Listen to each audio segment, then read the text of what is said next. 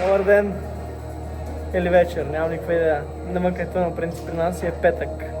Но при вас може да е ден за това. Тук сме се събрали днес, дружината, четата. Аз, моя милост Денис и става си още познат като как с графика, бе, това е Макса. Но днес ще ме гърдиш. Пробваме тренировката на Трен Twins, на братята Трен. Ще пробвам дали ще успеем ръка цяло да завършим, но най-важното е, че сме в фитнеса, според мен. Защото много от хората не ходят на фитнес. Това дали го виждам като проблем ли? Мисля, че отговорът е ясен от много далеч. Но да, няма значение. Днес се надявам да е тежко като цяло, защото аз месех неща, които не се пият по принцип. Камъни и пясък. Бате, това ще е роуд трип до големи гърди. Първо правило. Носи компреса. Това ще е първото правило. Второ, вода. Водата е много важно. Много важен фактор за самото напомпване. Трето, трябва да има много, освен диетата, режима така го нарека, трябва да има и бързи въглехидрати преди това. Примерно, много момчета и като цяло хората ползват желерини бомбони, примерно те, защото са 0 мазнина под главно захар, което е, гликоген, което е въглехидрат. Пече каза да, но стъпка 5, това е стъпка 5. Хубава музика. Да, музиката е много голям фактор. Когато си сложил 100 и на дробо буквално се чудиш дали, буквално още като легнеш на мата лежанка и в главата ти 100 кг трябва да дигна, буквално ако в ушите ти гърми, примерно особено като си с кълкенди по телата, буквално ако в ушите ти гърми някаква, да знам, каквато искате, примерно може рок, може да е отива TikTok, много момчета и гледат също. Това играе много голяма роля в това дали ще дигне тия 100 кг или не. Стъпка 40 бе. Стъпка 40 ли? Стъпка 42. Стъпка 45. Освен всички тези добавки, така наречените pre-workout и примерно вода, много е важно по време на фитнес, даже преди фитнеса, да се... Една секунда само. Много е важно да не миришете зле, защото както знаем всички, това е много неприятно, да кажем някой човек като цяло мине покрай тебе да мирише супер много на пот. Така че да, наистина много е важно да не миришеш на пот, независимо дали си в фитнеса или не, много е важно. Едно от фундаменталните упражнения за гърди е именно лежанката, с това започват и братята да тренират. Първото им упражнение е бенч прес, лежанка за 4 серии от между 8 и 10. Вече направихме 3 серии, това сега ще е четвъртата с 80 кг, не е много тежко, ама в смисъл трябва да направим 10 повторения след това. Или както аз обичам 13, защото ушки ме кой ще е нещастливо число ли беше? Протълнато число? Балио майката какво? Да, 13 права. Да.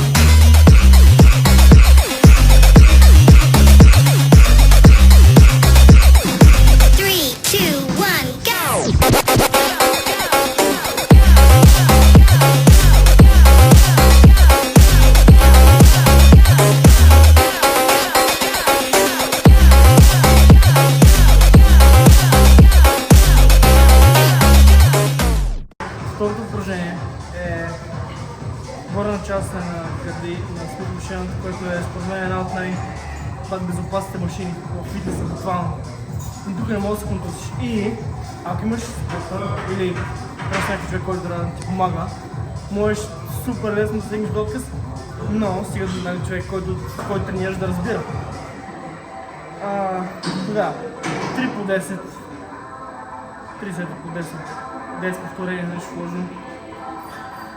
Нищо сложно, обаче сега сложа още 20 кг, ще стане 100 кг, горе лежанка.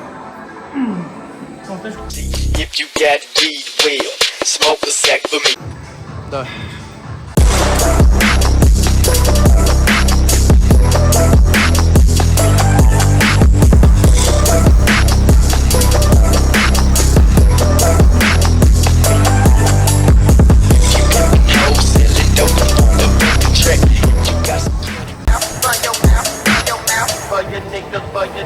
For your niggas with the man I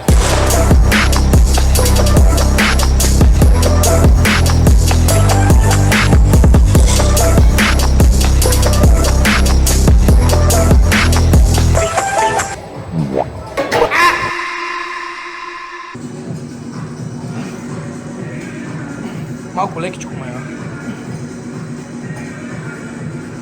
16. Може и по-тежко. Плотен гръб. Също така, да не забравяме, че много важно, особено гърди, при самото пускане е много важно, при самата част на спускането да е бавно и после примерно експлозивно нагоре, като се стига много често. Ще гледаш. Като се стига много често до отказ, мисля, това е буквално според мен едно от най-важните неща. Да стигаш до отказ. Не всяка серия, но на почти всяко упражнение, ако си напреднал лифтър, не знам. Но, пак в същото време, много важно също особено при flat bench, както е тук, да имаш чупка в кръста и да не стигаш задника от шибаната, да забравим имена. Лежанка. От лежанката, да. Но да, при самото упражнение много важно да натискате с краката надолу, защото това реално помага за самото избухване на самата тежест. Транзишън. Тя синематика, дебата ги владеш. Следващото упражнение, което мисля, че е предпоследно или последно, предпоследно, извинявай. В принцип трябваше да е dumbbell flies. Dumbbell, обаче, даже не знам как се превежда flies. Dumbbell flies. Dumbbell летене, не знам, но трябваше да е dumbbell. Но с колегата решихме, че е по-добре да е на машина, тъй като можем много бързо дроп серия да правим, примерно. Примерно при дъмбели трябва да вземем примерно 12-ките и 8-ците, а други момчета искат да тренират също, в смисъл фитнес, ако беше само за мен, мечта, но не е. Как ще го правим тук? Което пак е 4 сета по 10-13 повторения. Но да, пак нищо сложно. Но нали, пъмпавате, то се вижда къв. Само това ще кажа. Само че, даже знаеш какво? За по-добра mind-muscle connection. За по-добра mind-muscle connection има. Мен даже вече ми трябва статиен. Почти съм сигурен, че даже вече ми трябва статиен, не? Да. Да. Тук имаш по-големи гърди. Повечето момичета в фитнеса. И на моята.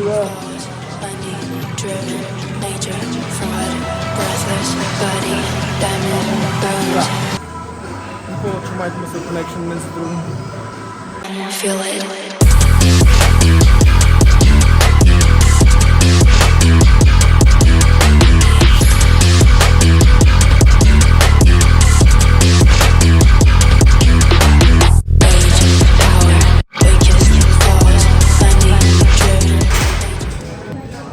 Желерените бомбони, където вземах преди 20 минути, или от pre-workout или почвам с Gymshark тениска. Pre-workout, да,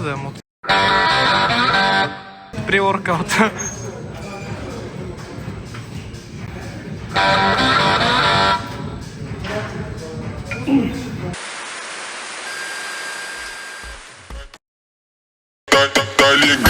Come up with JJ, come up with JJ, come up with JJ, come up with JJ, come up with JJ, come up with JJ, come up with JJ, come up with направиш 5 ще бия.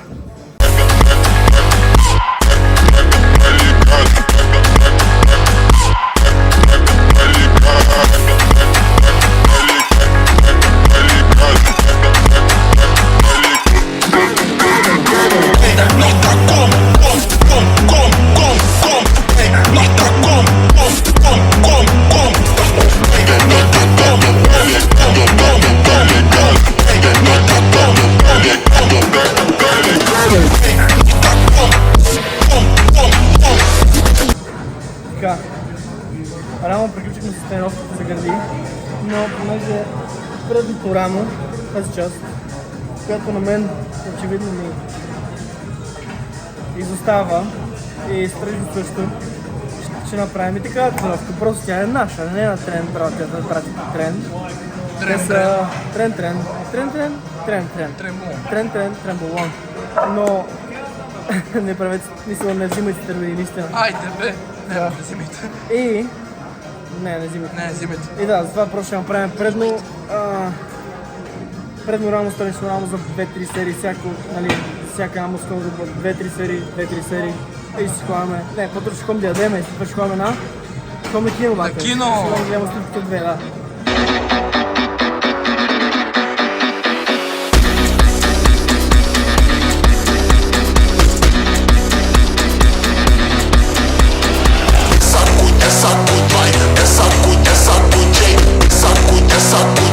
Това не е важно. Важно е докъде мога да скрия самия телефон с гърда. Това е важно реално. Буквално. Не знам как даже снимам в момента, но се вижда реално колко е. Пече, тренираш? Давай. They ask you how you are, you just have to say that you're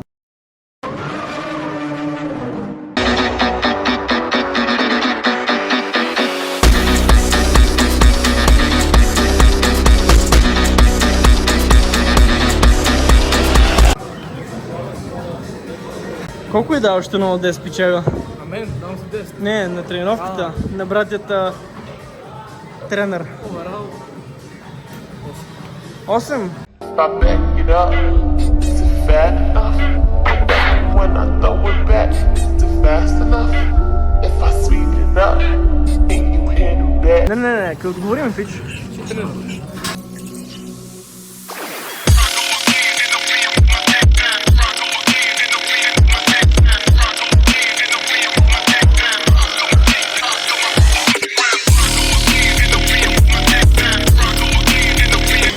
Е, това какво е вече?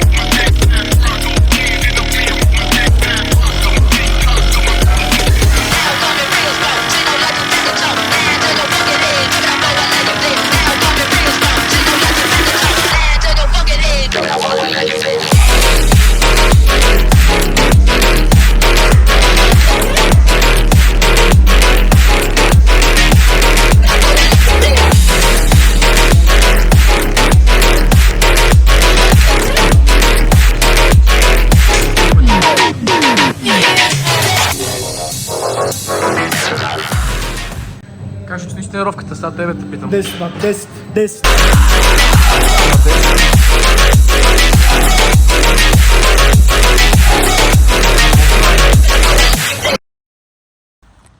Тренировката наистина беше много тежка, но